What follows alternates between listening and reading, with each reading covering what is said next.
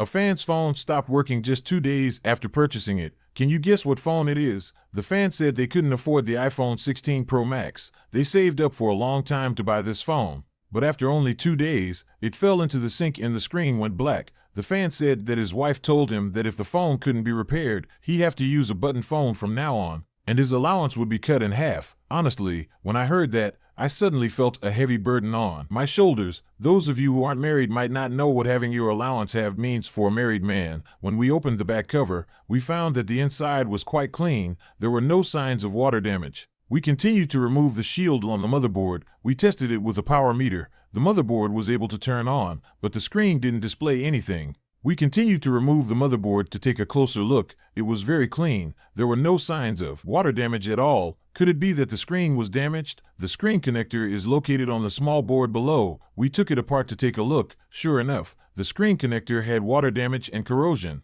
We checked it under a microscope. The small tail board in the screen connector had severe water damage and corrosion. If we were to replace all of this, it would cost more than $1,000. It's not easy being a married man. Let's see if we can repair it. Some people quietly watch videos, but will secretly like, comment, share, and follow. Those people are really cute. Several pins of the screen connector had corroded. We needed to remove the connector to repair it. To avoid damaging the midframe with a heat gun, we placed the screen connector directly on a soldering iron. This way, we could easily remove the connector. Next, we cleaned up the corroded areas. We reapplied solder. We also cleaned and prepared the removed connector. We heated it with the soldering iron and reinstalled it. Okay, let's assemble it and test. We pressed the power button and the screen lit up, but once we got into the system, the screen wasn't responding to touch. Did we spend all this time and the screen is still broken? We rechecked the screen connector, we rebooted and tested again, still no luck. This could mean the screen is damaged